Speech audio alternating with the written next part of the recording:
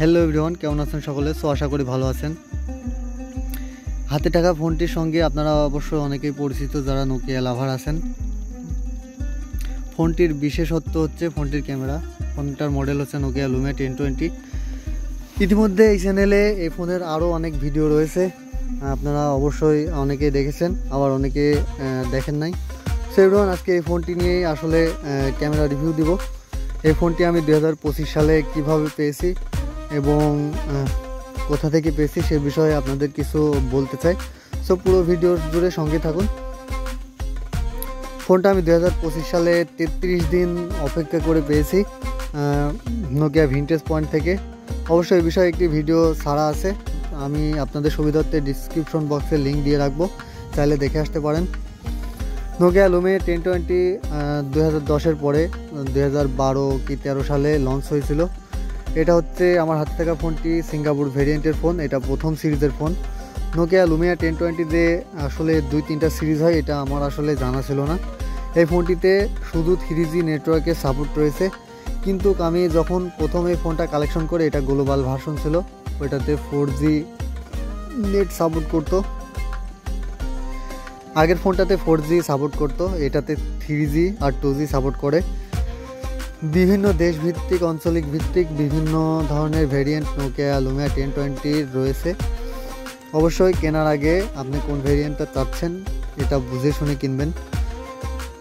আর এটা আসলে চয়েস দেওয়ার কিছু নাই, কারণ এটা যেহেতু আর নতুনভাবে উৎপাদন হয় না, সেহেতু এখানে চয়েস দেওয়ার কিছু নাই, যেটা ভাগ্যে থাকে আর কি সেটাই নিতে হবে। সবচেয়ে বড় কথা হচ্ছে ফোনটার ক্যামেরা। 25 সালে এসে ফোনটার ক্যামেরা কীরকম পারফর্ম করছে চলুন আপনাদের সঙ্গে সেটাই শেয়ার করি। ফোনটা যখন মার্কেটে আসে অনেকের ক্রাশ ফোন ছিল, বিশেষ করে ইয়েলো কালারটা সবারই ক্রাশ, কারণ লুমিয়ার সাথে আসলে এইসব ধরনের অত্যাধিক কালারই যায়। আমরা বিভিন্ন কালারের ফোন দেখেছি, সাদা, কালো, আর এই হলুদ কালারের ফোনটা আসলে সেই সময় কমই দেখা যেত। যে কেউ মানে পকেট থেকে বের করলে তাকিয়ে থাকতো ফোনটার দিকে।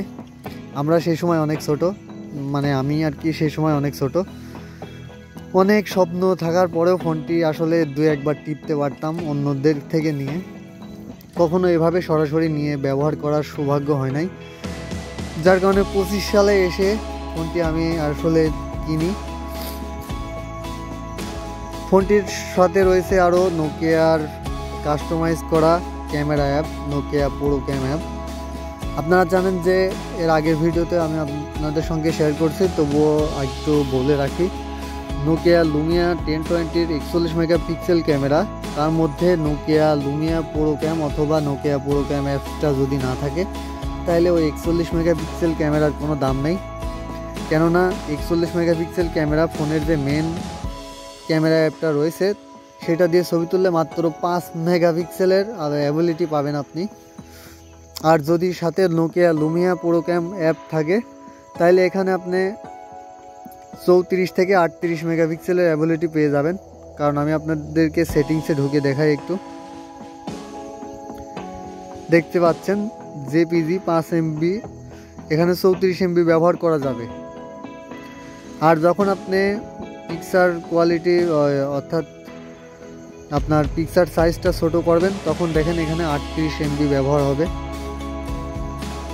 তো চলুন আমরা রেগুলার সাইজই করি 16:9। এবার ফোনটা দিয়ে কিছু ফটোশ্যুট করি। 2025 সালে এসে ফোনটার ক্যামেরা কীরকম আপনাদের সঙ্গে আসলে বিগ স্ক্রিনে আমি পিকচারগুলো শেয়ার করে দেখাবো।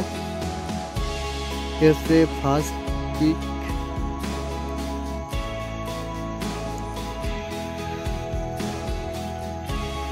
ফোনটার ডান দিকে দেখেন volume up down button, lock button, তার নিচেই ডেডিকেটেড একটা ক্যামেরা বাটন দেওয়া আছে, যেটা দিয়ে আসলে যেটা প্রেস করলে ডিএসএলআরে ছবি তোলার মতো একটা ফিল পাওয়া যায়। কারণ এটা প্রথমে হালকা প্রেস করলে ফোকাস ঠিক করবে, তারপরে ফাইনাল প্রেসে আর কি ছবিটা উঠবে। দুর্দান্ত ক্যামেরা কোয়ালিটি এবং ছবির ডিটেল শার্পনেস সব কিছু পিওর দেওয়ার চেষ্টা করে, যেহেতু এটাতে পিওর ভিউ টেকনোলজি রয়েছে। আর সাথে তো সেই সুপরিচিত নোকিয়ার যমজ ভাই কার্ল জাইজের লেন্স, মানে অনেক দিন অবধি সেই লেন্স দিয়ে ভালো ছবি তোলা যাবে, এটা আমরা সবাই জানি।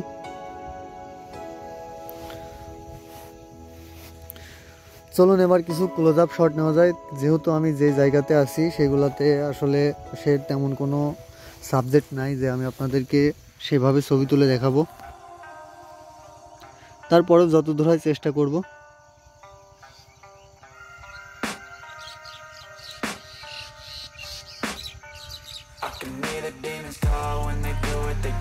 2025 সালে এসেও ফোনটার ক্যামেরা কোয়ালিটি দুর্দান্ত। ফোনটা সম্ভবত 2012 কি 13 সালে লঞ্চ হয়। তখন থেকেই ফোনটার অনেক জনপ্রিয়তা ছিল। এখন ঠিক একটা ফ্ল্যাগশিপ ফোন যেমন S24 আলট্রা অথবা আইফোন 15 Pro Max 40 Pro যেরকম চাহিদা, তখনকার দিনে এরকম চাহিদা ছিল ফোনটার। অনেকেরই স্বপ্নের ফোন ছিল, কিন্তু ওভার প্রাইস হওয়ার কারণে অনেকেই কিনতে পারি নাই। আমার মতো নোকিয়া লাভাররা যারা আছেন অবশ্যই কমেন্টে জানাবেন ফোনটা কে কি ইউজ করছেন।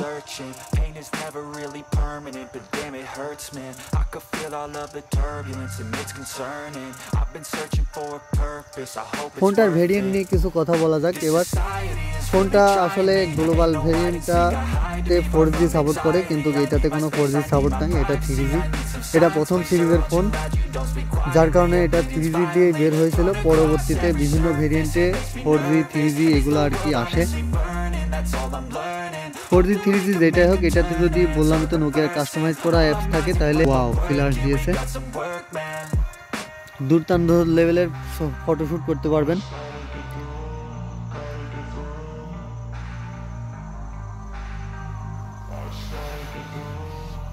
ফোনটা রাত্রেও আমি মনে করি এখন অবধি রাত্রে বেস্ট ফ্ল্যাশ ক্যামেরাওয়ালা ফোন এটা, কারণ এটার ফ্ল্যাশের আশেপাশে এখন অবধি কোনো ফোন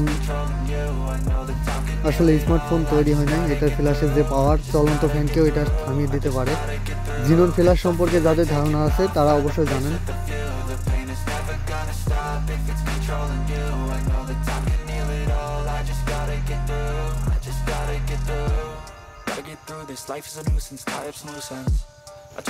আমি জানি এখন 15,000 টাকা দিয়ে ডিএসএলআর ক্যামেরাও কেনা সম্ভব, কিন্তু যারা নিতান্ত নোকিয়া লাভার আছেন তারা এখনও ফোনটি খুঁজেন। বাংলাদেশে এটা আসলে অ্যাভেলেবেল নাই, এটা নোকিয়া ভিনটেজ পয়েন্ট থেকে নেওয়া। অবশ্যই তাদের পেজের লিঙ্ক আমি ডিসক্রিপশন বক্সে দিয়ে রাখছি, চাইলে ভিজিট করতে পারেন, এবং তাদের কন্ট্যাক্ট নাম্বারও আসলে দেওয়া থাকলো, চাইলে ফোনটা অর্ডার করতে পারেন। ফোনটা আমার হাতে পেতে সময় লেগেছিল 33 দিন, এবং অ্যাডভান্স করা লেগেছিল 2000 টাকা। এটা এরা পাঠাও কুরিয়ার সার্ভিসের মাধ্যমে আপনার পণ্য চেক করে টাকা দেওয়ার সুবিধা রয়েছে। অবশ্যই চাইলে ট্রাই করতে পারেন, কারণ তাদের কথা কাজের মিল রয়েছে, তারা 100% ফোন আপনাকে দিবে।